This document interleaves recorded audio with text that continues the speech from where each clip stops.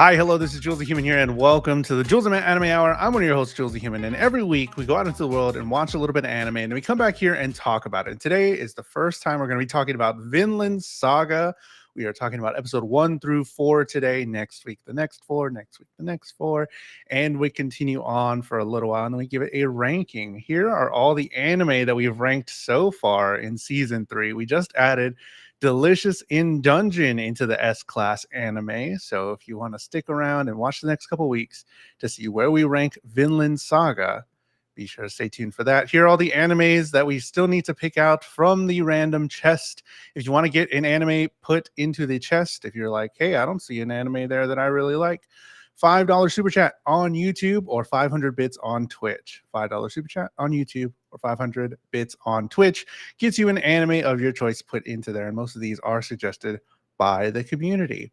I don't go on these anime journeys alone. I go with my co-host, Matt Galley. Matt, how are you doing this week?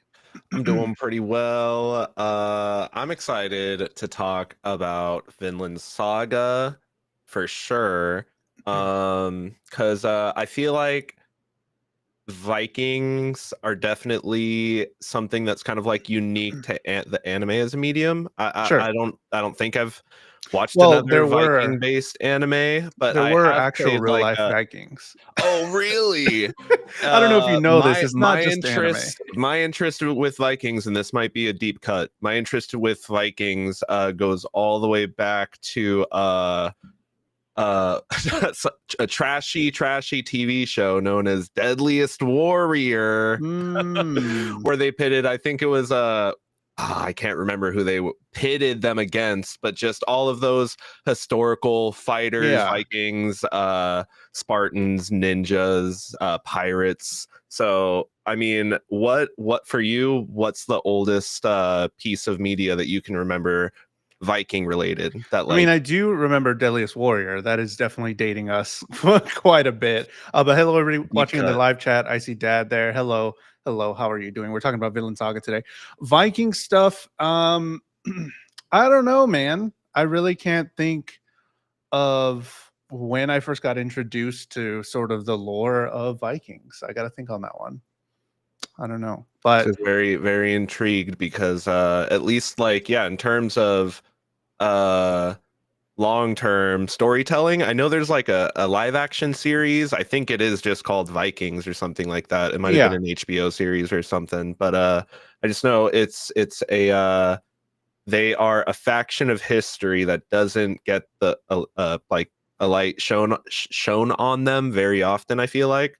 So it's a very newish like it's action adventure, but like Vikings as the kind of like category, the theme. Yeah, as the theme. There's definitely like in fantasy, a lot gets pulled from it, I think. That's fair. A lot from Viking sort of mythology or the gods that they kind of alluded to and things like that. But yeah, you're right. There's not like just full on Viking stuff other than like history, maybe lesser so than maybe like Japanese culture, where there's like a ton of stuff on maybe Japanese culture or even like newer like mafia stuff with Yakuza or something like that. But like Vikings, it really does have to be a set piece if you're talking about Vikings. And talking about Vinland Saga, I didn't know. Well, I knew what to expect because I read the first 2 manga, but the first 2 omnibuses, so maybe like the first 4 volumes of the actual manga. But like, I didn't know. It's a little different. I didn't know if it was going to be like this different because in the manga, everything goes by pretty quick, and I have to like, okay, this is what we're doing. Like this whole 4 episodes kind of happened in maybe the first 1 or 2 manga, or if I'm remembering correctly. But I'm like, oh man, this is a lot of stuff. Like, oh, we're diving into it. But I like that it feels slower paced with very beautiful animation. But then I get to the end of the episode and I'm like, like, I thought it was going slow, but like the time passed by so quickly. It's just Yeah. so it's These really these four nice. especially kind of flew by really fast, and they do kind of this is a great example of a show that you could tell somebody watch the first four episodes and you'll know if you'll want to continue or not. I think because by the time we get to the fourth episode, it's like if you're not bought in, it's like like I If mean you're not bought obviously I in, haven't watched more, but I think you should know by then. if you're not bought in, it's not for you because Yeah, the first four episodes, I love that we ended like on a sort of cliffhanger too. We'll on get it. a very emotionally charged cliffhanger. Oh, brother, I'm excited. Okay, Vinland Saga, episode one, Somewhere Far Away. What happens in episode one? We witness a massive longship battle following along with Thor's, a combatant that swims away from the battlefield to a nearby island. Jumping ahead in time, we see the village that Thor's has become a part of and even started a family in. However, this village is threatened by ever increasing cold winters. Ylva, Thor's daughter, discovers a runaway slave buried in the snow one morning, and Thor's and his wife nurse him back to health from the brink of death for a few moments of consciousness. As Thor's son, Thorfinn receives exposition from Leif, a traveling merchant. Halfdan, the slave's owner, arrives and makes his way to Thor's to take his slave back. Thor's makes a generous offer in exchange for this Slavic man, only for the man to pass away shortly after. Burying the man, Thorfinn asks if they ran away too, where would they run to? And Thor's asked if they ran to and where they could run to if they need to next. As a shot closes in on a set of equipment in a chest. Ooh, baby, this anime starts off with some violence. We get Thor's just handed just I was like, okay, you let me know how far we can go because like it was very jarring to start off that way and I think it's like, okay, you It got to sets be the ready. tone. Yeah, sets the tone. You know nothing about the story that's going to start. It's right here. Are you okay with this type of violence? It's gonna be there. Here we are. It's kind of like when they do that, like in Game of Thrones, whenever they get right up to the edge with that, or like nudity or something like that. They're like, "Oh, here it is. Yeah. This what's in the Because some show." some shows definitely will withhold stuff like that to kind of like Delicious in Dungeon, for instance, as like a very recent example, Yeah, where it really withholds the violence and some of the more crazy things that might happen because it wants to kind of like lull you into the world and like make you have a false sense of security to kind of like turn it on its head. But this right away establishes this world is violent, it's brutal, it is kill or be killed. especially adding to that with the sort of world that they're in. I mean, they're in ice. It's the ocean. They're it immediately sets up like the stakes of battle as well because it's Mhm. like, okay, we know nothing. We see this Thor's guy, he's fighting with a sword. There's arrows. Okay, this is the kind of setting we're in. There's no guns. It's not going to be like crazy. So, oh, okay, here we are. And then we go into this ice what is it? Year 1002 AD Iceland. So they set it up with time, date, specific places, and it's like, okay, I'm in the mindset. Yeah. I know what we're doing. This is going to be more based in reality. What did you think about the intro to the show? Bro, that I was like, it's not a phase, mom. Oh It's not my a god. phase, mom. It's like cool, it's dope, and then the scene screaming at the end. I'm like, let's go. It's so I good. like it. I I like that it was wasn't. gelling with it. Yeah, I like that the animation wasn't just still shots as well with something most recently, like you said, Delicious in Dungeon was a lot of still shots, a little bit more, and we see that kind of a lot where they just focus on the character looking off or something, but they did actually have a lot of motion, showing a lot of scenes from the show, and just showing different characters and the way they set up with the big ocean grand scale of it. Love the intro. It's Yeah, really good. especially when he's swimming away from it and you just see the fire of all the ships, the fight coming to its like its finale. And it definitely sets the tone right away. And it's like, you're gonna know if you're into that or not right away for the battle stuff, but then the show kind of like takes a second, takes its foot off the gas and lets you start to soak in the world that it wants to build for you as well. Yeah, so we get introduced to Thorfinn, who is the boy, the son of Thor's, and we have him as just a little boy. Doesn't really know a whole lot, maybe 8, 9-ish possibly. In this land of Iceland, we have Leif Erikson, who we know from history, whether that's It's Leif Erikson Day. yeah, I know this from SpongeBob, but like he is a real person. Leif Erikson, Ding-a-ding-a-durgan. Leif That's a talks SpongeBob quote. about yeah, SpongeBob quote. Leif talks about a new land that he discovered where called Vinland, where there's no war. It doesn't reach there. That just free, beautiful lands, not of ice, because that is something that they live with. They introduce a man with a chain around their neck. Introduce as well Ylva, who is the sister to Thorfinn, who probably will be an important part. They spend a lot of time with Ylva coming up, but I guess not so much their mom, huh? In these 4 episodes, not so much their mom, but I think there was enough. And I want to talk about a scene which is really good. But the winter is getting colder, and Ylva finds the chained man in the snow, which is a runaway slave that they said Slavic person. And Thorfinn, he just wants to sail, man. He just wants to get out there. He's asking, why do we have to survive this cold? So that like instantly this show is putting questions into Thorfinn for us to question. Like, why are we here? Like, what are we doing here? It's so cold. This sucks. I want to go into the ocean. They kind of have the idea in this episode as well of like war battles, the kids are battling or whatever. And it's like, okay, what are we trying to say here? Why are they here? And what's going on? So I like that they subtly put that into Thorfinn to kind of question it so that we can question it. Um, I think it was Leif Erikson who talked about the herald conquested as the first king of Norway. They said for them to obey the king or to leave. So a lot of people moved to Iceland. Thorfinn doesn't believe that his ancestors would do that. That they wouldn't just go and leave because of this king. I don't even know if he understands the idea of what a king is or what a king would do. Exactly. I think he's definitely set up intentionally to be kind of like naive to the world, right?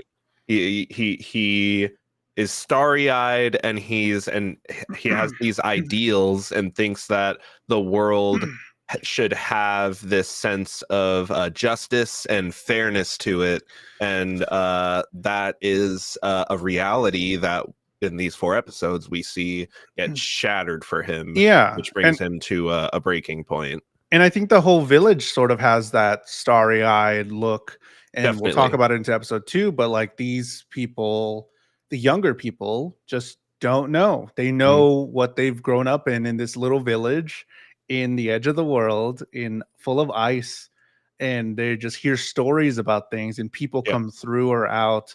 And we see through Leif Erikson that, you know, a lot of mythological folklore has been is it something that gets passed on and, you know, shared, and stories get told, and it's very Viking, you know, oriented Viking mythology. And in such mythology, they glorify Valhalla, you know, which is to get there, you have to have the ultimate glorious death, which is only in battle. So you have all of the this village full of young men that have never seen war, and maybe even a generation. Because even at one point in the second episode, when one guy's handing down a set of armor and stuff, he's like, "Yeah, it's from your grandfather. Fight to your heart's content." I feel like that's a soft implication. Like, I never donned this armor. This is not mine. This is getting passed to you from your grandfather, not through me. So this village has an entire 2 generations of people living in it that have not seen the realities of war outside of Thor's. Yeah, outside of Thor's, who seems to be the only one. And Leif only probably by proximity, you know, but like but he's sort of a traveler. Exactly. He's He's a not traveling there. merchant. He knows of the horrors of war, but he probably hasn't experienced them firsthand as a combatant. Mm-hmm.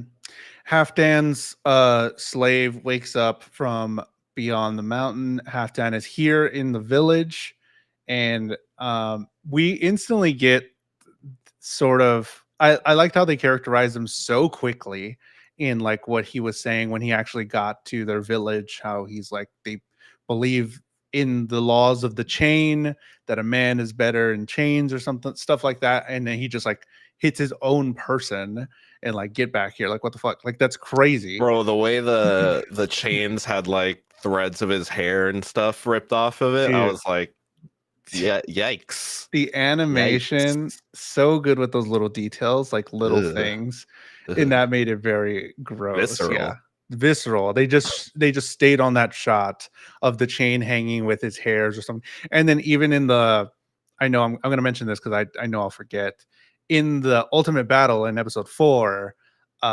when Thor's is attacking the man, some of his hair flies off because he hits him, like shaves him a little bit, and as he's talking, his just hairs are like flying, floating there or whatever. It's like so good with those little details. It's great.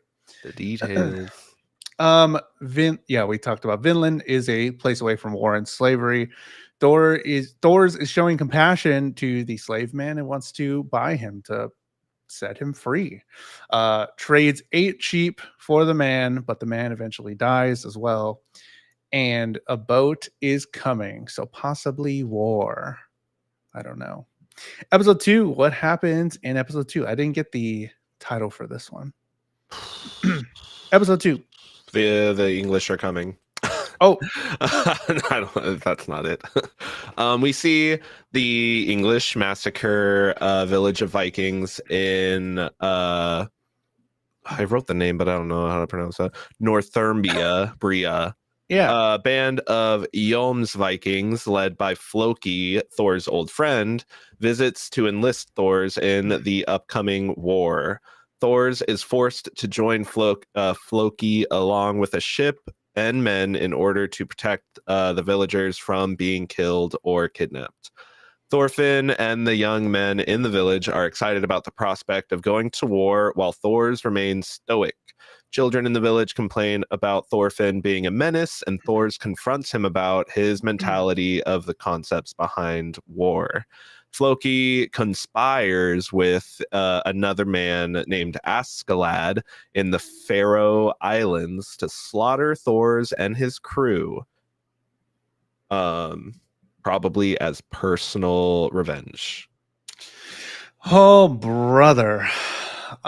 So we get that whole battle in the beginning, starting off with some fighting while everybody's having bath time on Saturdays. Hell yeah, bro. You and the bros take baths together on Saturday. Let's go.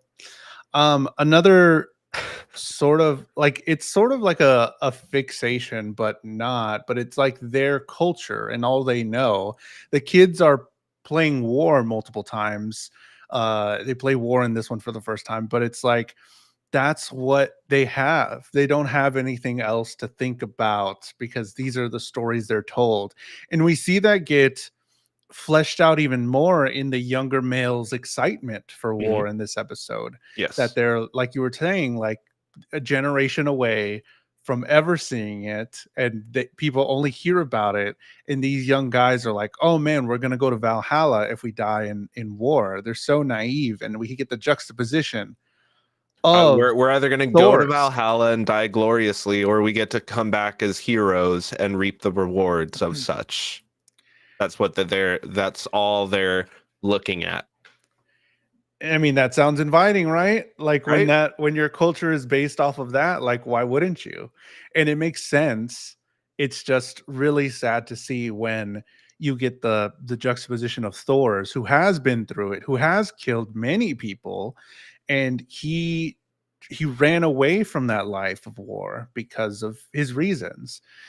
And it's like, man, to see the him as the only person that knows, like it hurts because like everybody else is so excited about the thing around him, Mm-hmm. and he's like, I can't even begin to explain. Like, how would Yeah.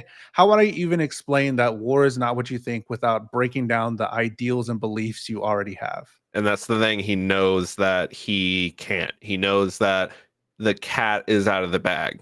You Hmm. know, for instance, like, you know, speaking, he knows the cat's not only out of the bag, but he's backed into a corner as well. Where it's like I either, like, you know, kind of figure this out as I go and figure it out, or I like break the news to everybody and you know, cause them to panic, or I outright decline to do anything, and then they're gonna just take away the things that I love anyways. Hmm. So at least this gives me a chance to figure things out. As much as it pains him, I think he's already, you know, kind of thinking two steps ahead, so to speak. He's Or at at least least trying to. Trying to. trying. Because we get the introduction of Floki, who commands a battleship and asks for Thor's the troll. It's really funny because that's exactly how he looks in the manga, and I thought it was funny there. And it is not more. It is the same Bro's amount of built funny. like a literal fridge. Fridge build right there with the fucking just squaring up to you. But he's the leader of Yam's Vikings and warns of a massive battle and enlists the help of Thor's the deserter who disappeared 15 years ago. And he ran away from the life at war, and everybody's excited. Everybody's like, "Ooh, war! We're doing it. We're doing the thing."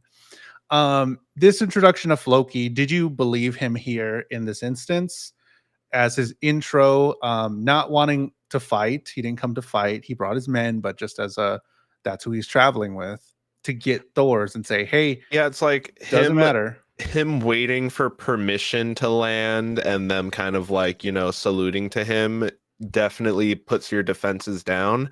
But the second, you know, they're chatting with each other and he makes a kind of like a pass at the fact that, like, I can tell this is a good village because of the children. I'm like, "Oh, nope.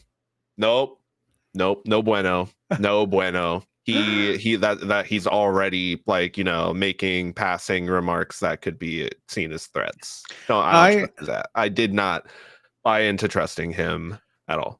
I thought that he was I picked up on the same sort of threats, but I thought those threats were more like Thor's, "We need you on the battlefield, so I'm gonna do what I have to do to get you out there with me." So I thought those threats were a little coded in that, in Okay, like, yes, yes. At least it coded in that, not necessarily coded in we're gonna kill you yet. But mm, it was when he there, I forget which line it was. He said something that was like, "Yeah, I don't feel like, you know, something fishy's going on here okay. outside of just being recruited." Mhm. Even though, like, you also openly threatened to, you know, do harm to the villagers if I said no anyways, because you're not going to go back empty-handed. So just threat after threat after threat. Yeah, which were like But again, yes. veiled a little bit so Thor's can't like outright like just accuse him like, "You're threatening me, don't do that." It was very veiled, and it was like, oh, like the tension was high in that room when they're There was talking high to each other. tension for sure. It's really good. I I, love. I I buy into the I buy into the leverage that he has over Thor's being a deserter in this village where he has now built a home over the past 15 years. Mhm.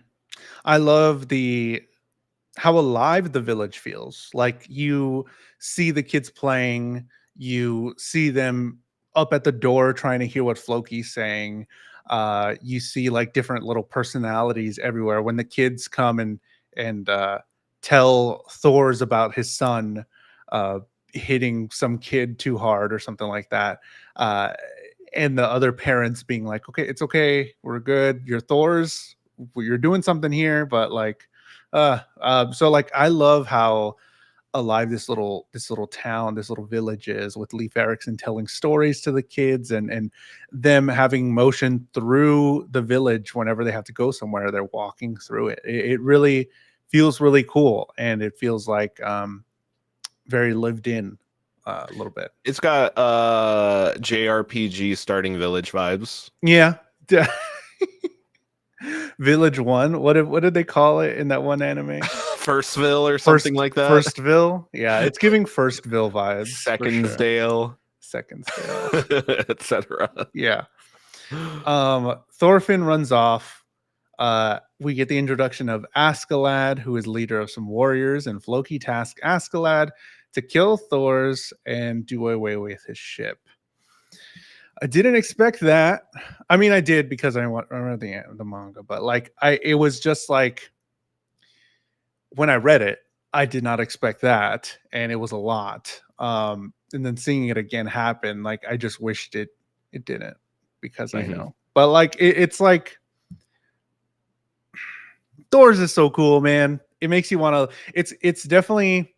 I don't know why I keep making the connection to Game of Thrones, probably because it's swords and stuff, not as mystical or whatever as Game of Thrones, but it's giving the dad from the, what are they called? The wolves?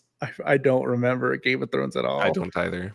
Oh, you don't? The wolf family, the winter ones. The dad, spoiled. Have you seen it at least?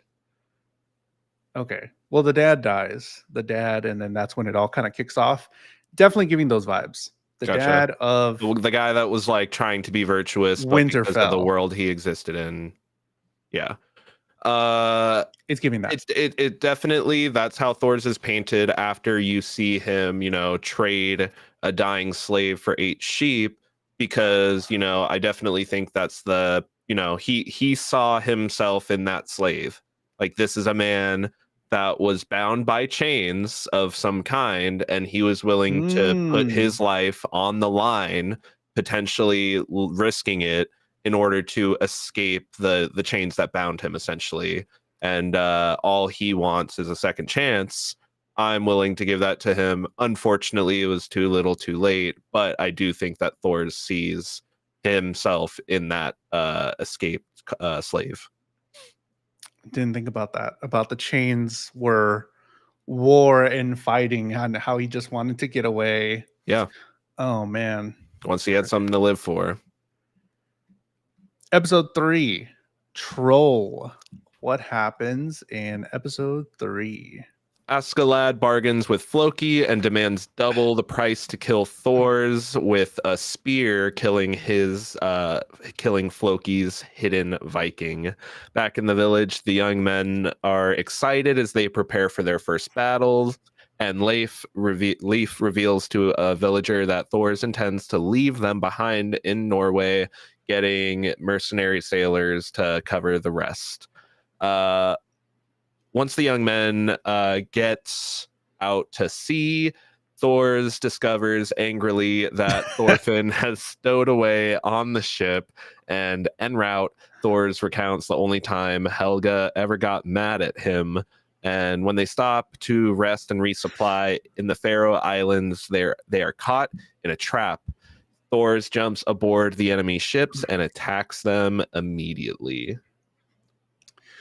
Bro, that face is so good.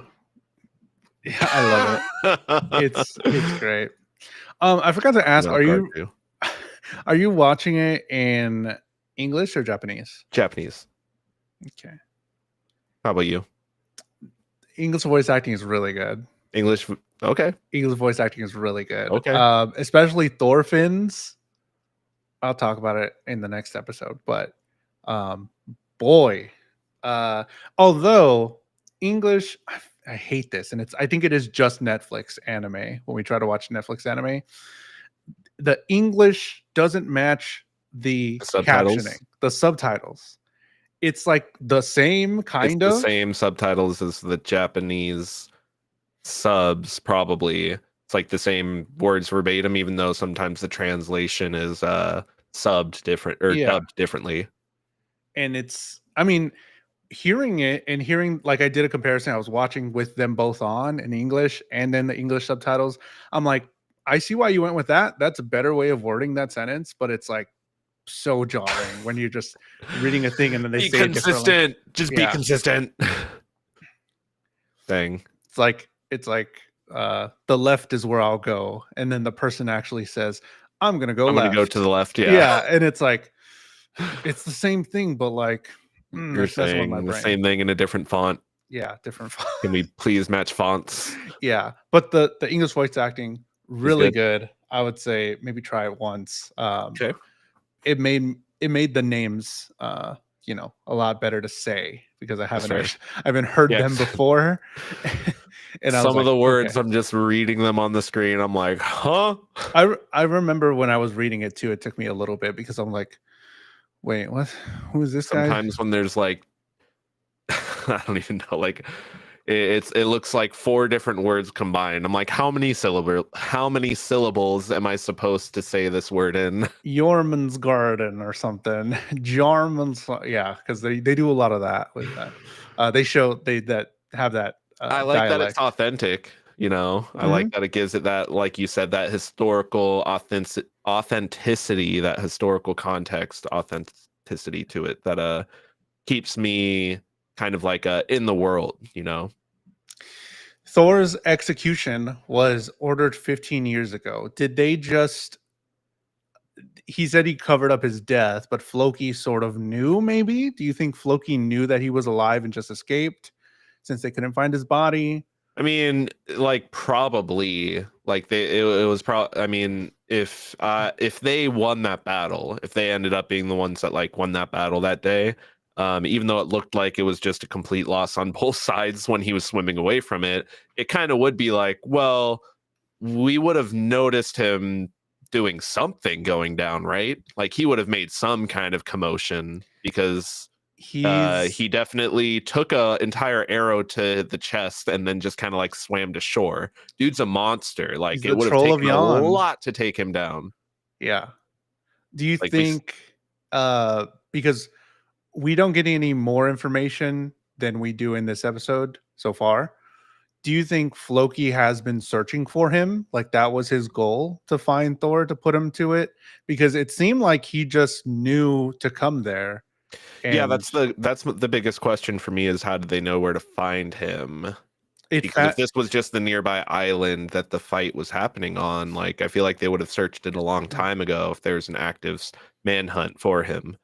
So I feel like that's why that's not. It might be the case, like they like sure we might execute deserters, but we're not gonna use supplies and manpower to go out of our way hunting down somebody that we ultimately might not be able to find. And that's the thing is that he's trying to lead him into a trap because he knows that if he were to just take him on, if they were to just openly attack him, it's probably not going to go their way. yeah.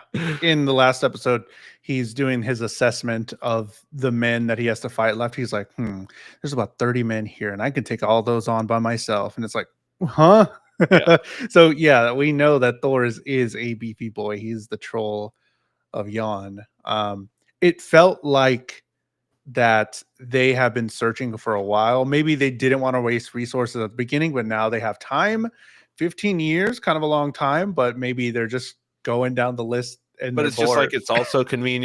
they're also conveniently finding him right when like, were they really supposed to find him and enlist him for the war? And maybe this whole time they knew where he was, but they were just like, but like, we can't do anything. It's Thor's. So we're not going to do anything. And then now he actually was sent, hey, we need you to offer him to come back to the field of battle.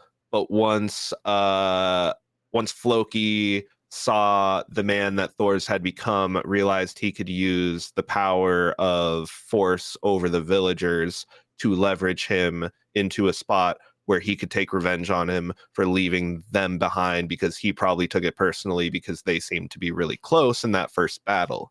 Because that's the same guy, right? The guy with the axe Yeah. that like chopped down 5 guys at the same Yeah, time. I'm assuming, yeah.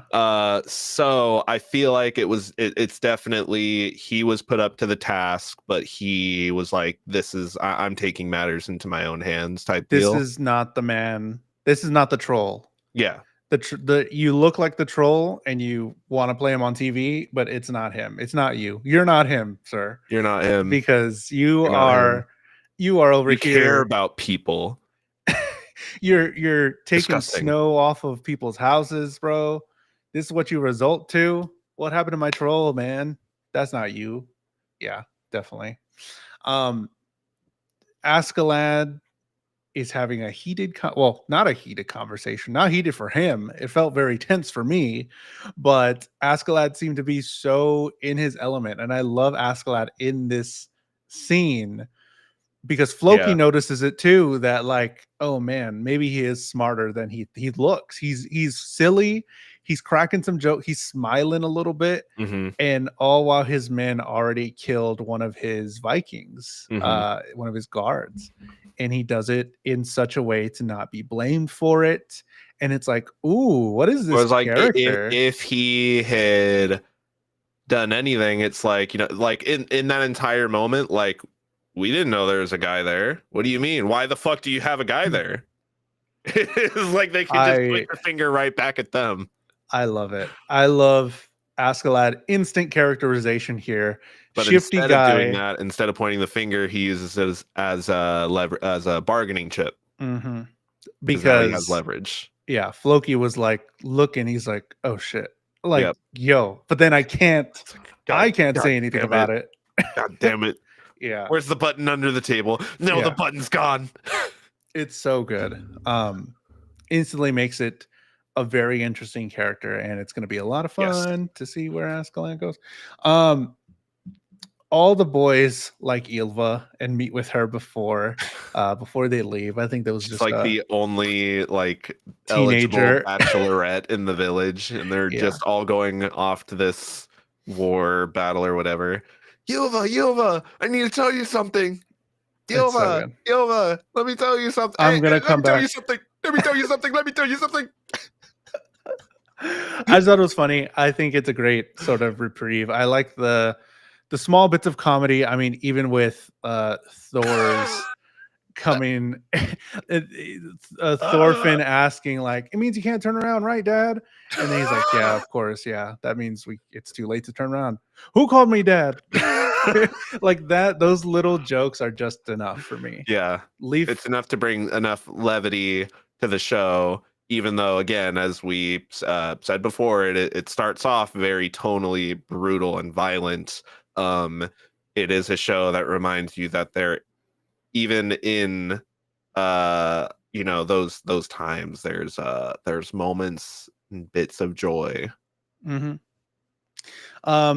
They have a plan so that none of the men, the boys, call them boys because they are, Boys to men. none of the boys, not yet, that some of the boys will not have to go into battle. They're going to go ahead and drop them off. Leif Erikson's going to go ahead and bring them back. So they don't actually have to go into war or do anything because Thor's going to recruit. No foiting. No foiting. They are not fit for war. And they cannot handle amateurs and children compared to Thor's and anybody else that Thor's would have to fight. Brother, Thor's rowing the goddamn boat on one side. One paddle, enough for like 5 men. It's so good. And it's just like, what? And life is just like, try to keep up. Yeah. Bong. Bong. What are y'all doing? What are y'all doing? He's lapping y'all. What's going on? It's so good. We're turning. Yeah. Oh, we're starting to turn, everyone. They make Thor seem so cool. And I'm like, yes, bro, this is the man I can get behind. And you just so down.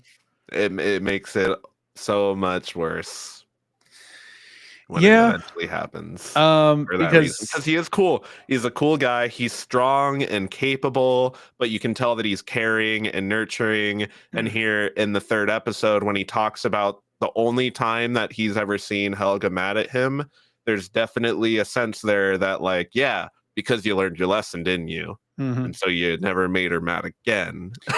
How did you like seeing Thor as the bloodlusted war creature that he was before? Yeah, it gives it a very nice contrast to seeing him before to now, as he has become the person that understands that there's nothing to gain when participating in those things. You have no enemies. No one has enemies. Thorfinn. Yeah. Thor's kind of sucked back then because homie was holding Ilva by the butt He was and she was pawning just his like, newborn child. her head was like, everyone's like, no, wait, what's going on? Yeah, he sucked in that moment, bro, because Helga was like, name her Thor's, and he's like, I gotta go, I'm bro. busy. I don't know. We're about to go on campaign for months. You Yeah. think I got time to name my child? I was like, what the Just like, fuck, you bro? get your ass back in here and you name this child right now, sir. Name her. I loved Helga in that moment. I think Helga deserves better, but Thor's became the person that she needs. And I love that. I love the relationship now too, because man, there was such a small moment that I loved. And like I felt it because they said they've been together for 15 years, right? And when he's going away, he does not see Thorfinn. Thorfinn's nowhere to be seen. He's going off to what war, what the end of his life. And it's like, oh shit, man, I'm going back to the thing I hated. I'm not seeing my son before that. That sucks. And he's there in the boat and he's like, hey, Helga, take care of them for me. And if you see Thorfinn, can you tell him? And then she says, I will. And it's like, like they know each other. She knows, and we know now, she knows he's not good with his words. She knows what he wants to say. And I thought that was such a small moment that meant a lot because he's like trying to like, what do I say? It's a huge moment of characterization for sure.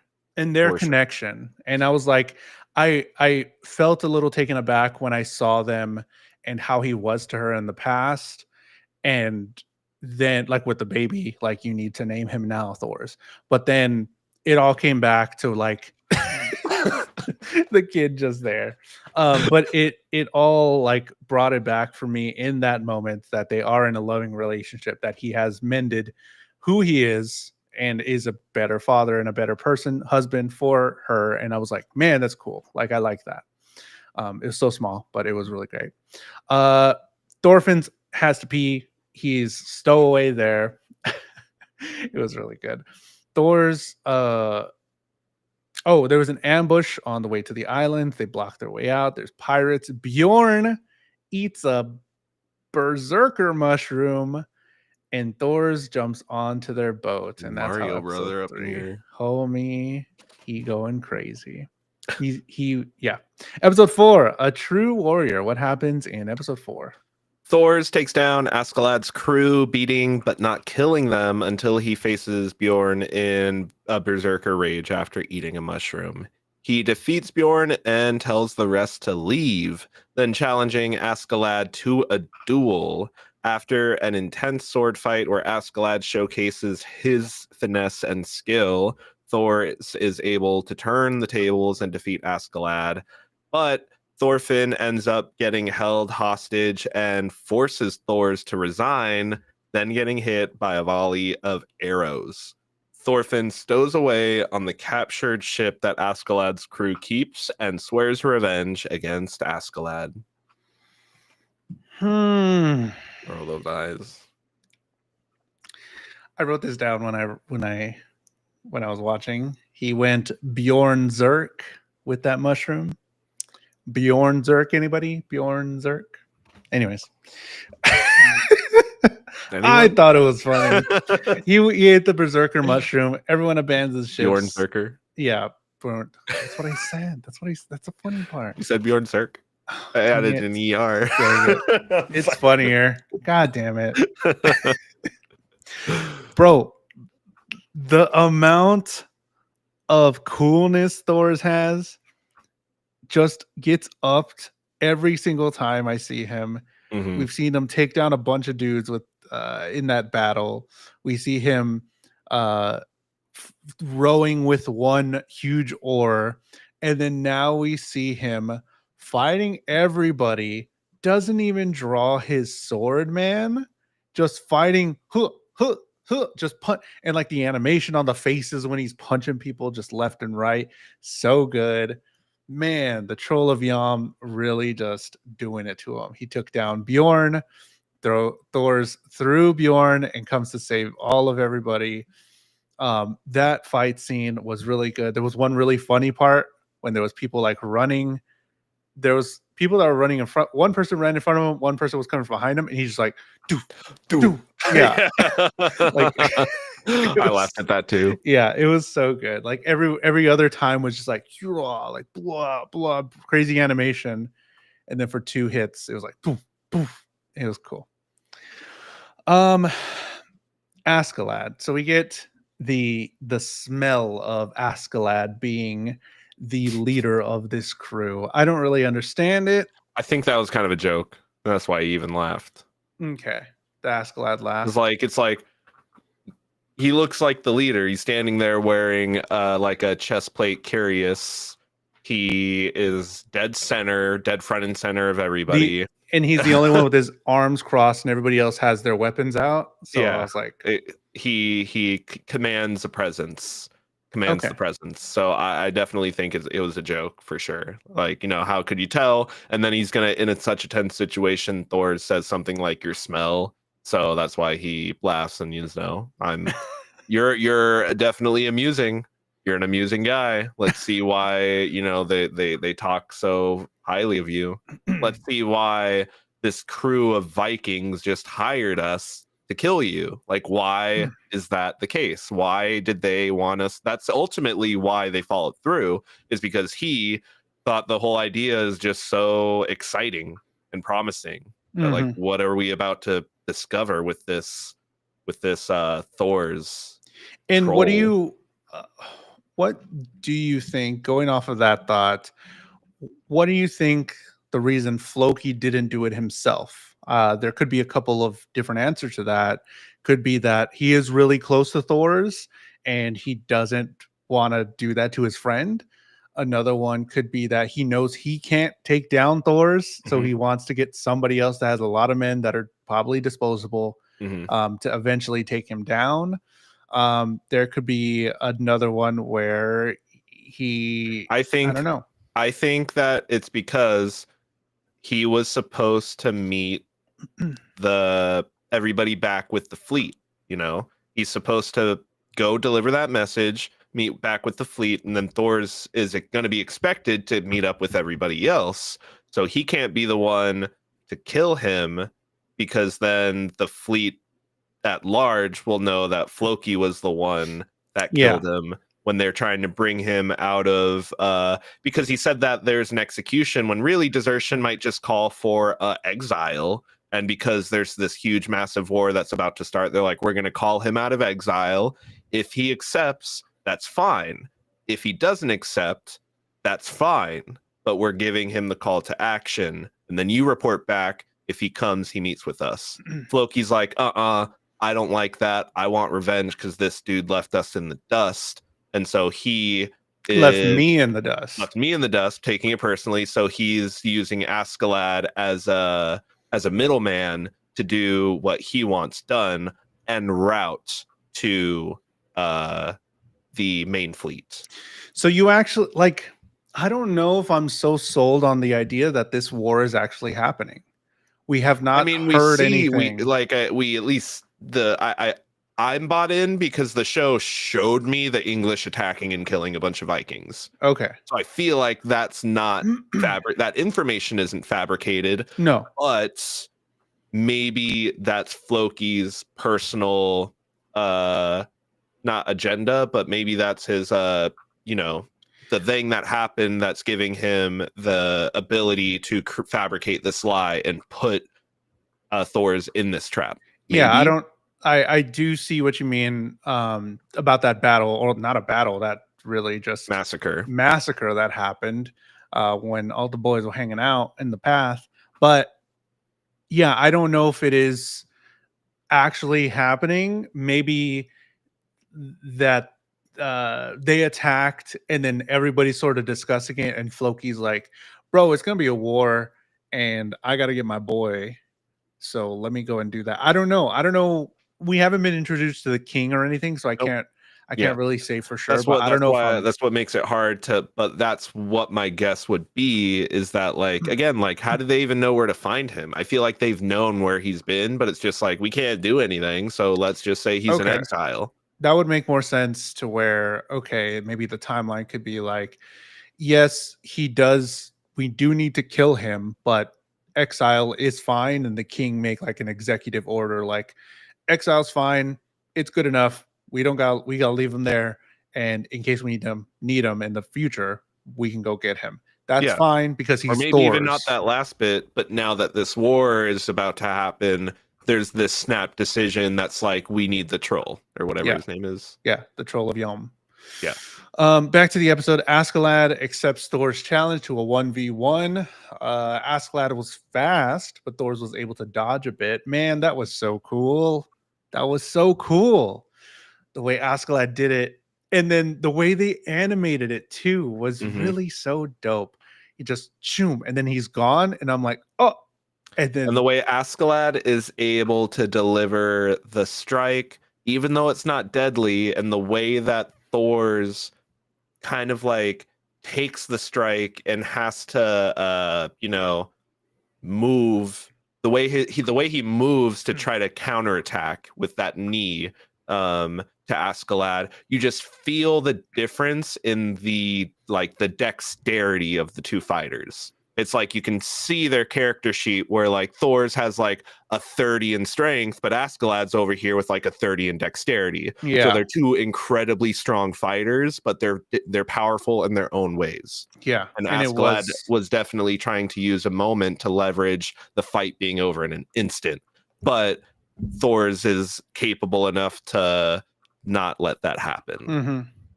Yeah, I definitely think that would work on everybody else. That Askeladd could use that one move to distract, and then instantly you use his speed to do a killing blow in Drop one. something in front of somebody and you're quick enough to get under it and deliver a strike Is before it crazy. hits the ground as it passes by you as it's dropping. Like that's insane amounts of speed, just like it's insane amount of strength for Thor's to be able to backhand punch somebody and send them flying. Yeah, definitely. So we're definitely dealing with even though the show is set in like historical context, these are ginormous feats of strength being accomplished and human power.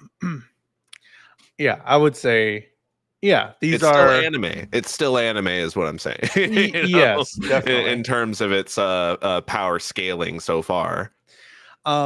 Thor's baited him to get a final swing when they were battling. And once Thor's gets that cut, it was like, okay, I'm doing this. And we show it's a cool fight. It's such a cool fight from the first hit to Thor's being like, all right, well, I'm going for it now. And he's hammering away, the movement, the reactions to everybody watching. Thor's to the realization that he hasn't been attacking me, he's been breaking our weapons this whole time. That realization super cool as well, because again, it's just an interesting way to turn what's just two guys swinging swords at each other into something more than that. And all it takes is one little twist sometimes to make the fight go from flashy to flashy and interesting. Yes, very interesting because their swords break. Askeladd thinks he has the upper hand because he was the one that noticed it, but all along Thor's was actually doing that intentionally, trying to make them break so that he can get Askeladd to make the move. Hits him on his arm, and Thor's is the smarter fighter in this moment. Thor's says he's weak, and a great warrior doesn't need a sword. So he throws his sword.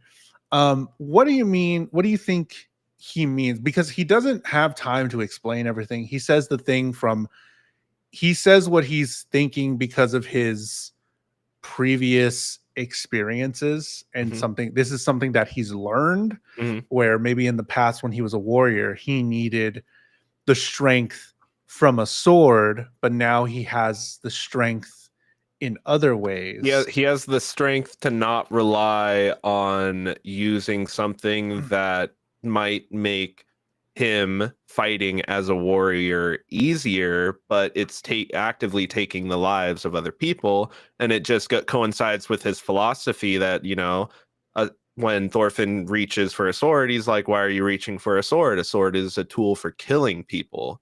Who do you need to kill? My enemies. You don't have any enemies. Nobody has enemies. And that's this entire episode is him standing by that philosophy no matter what the cost, even his own life. Yeah.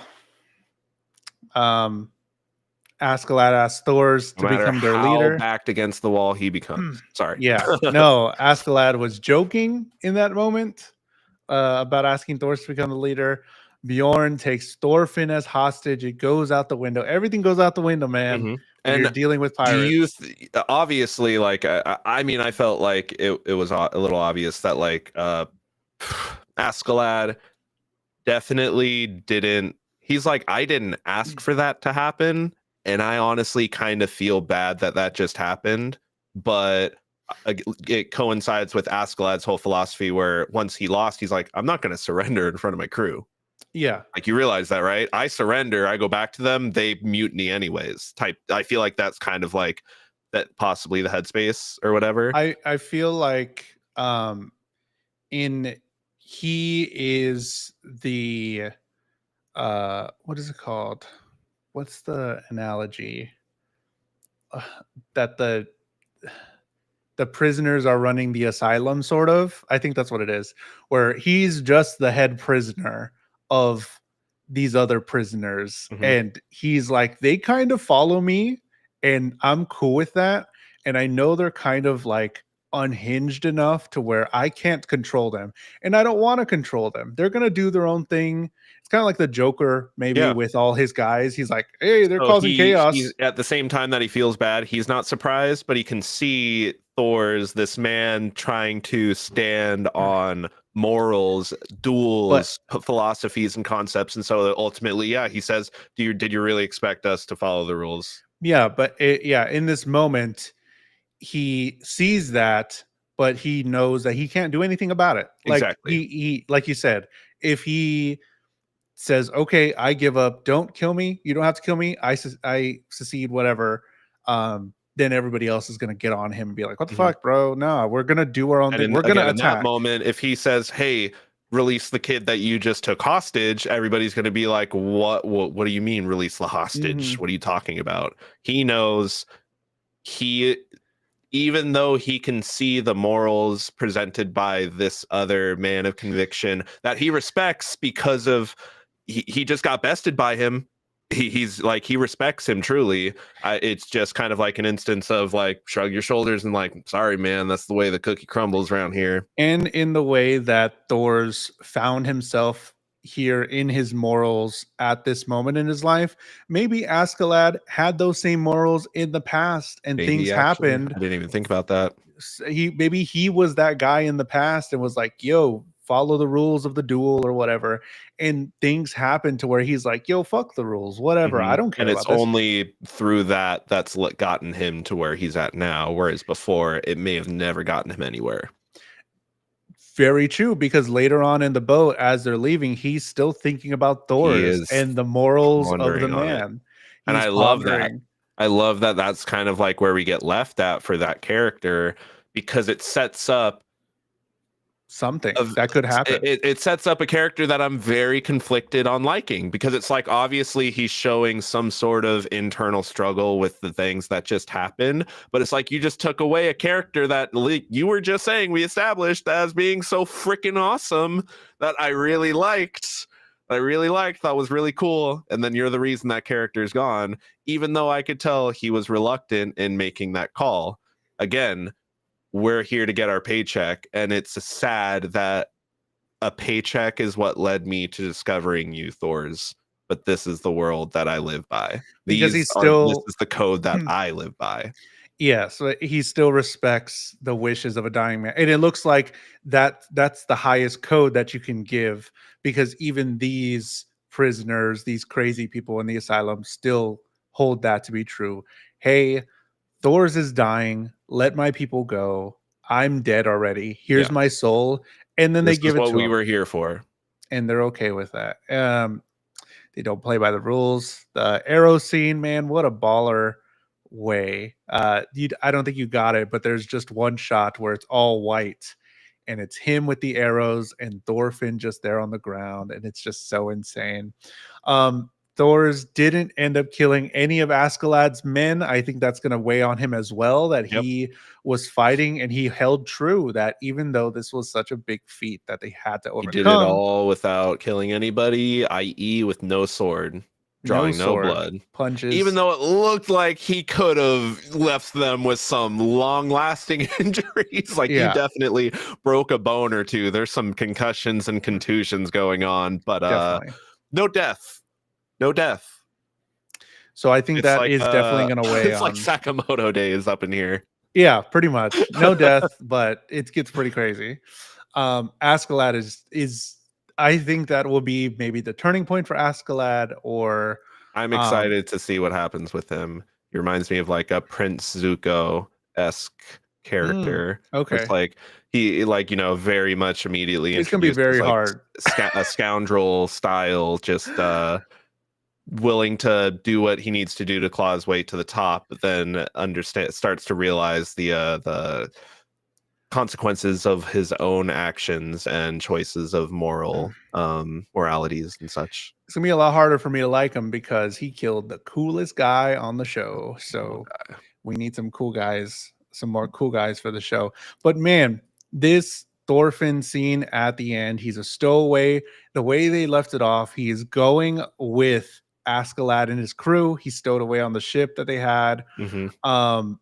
I gotta say, if you can, go watch this. I didn't watch it in Japanese, so I don't know how the Japanese voice actor did. It's pretty good. But the English voice actor on that last scene, please go see it, because they gave the most blood-curdling scream, and it was baller. That whole scene is just them putting where I would get goosebumps. I saw it twice, got goosebumps both times. So crazy. Okay. Just yelling.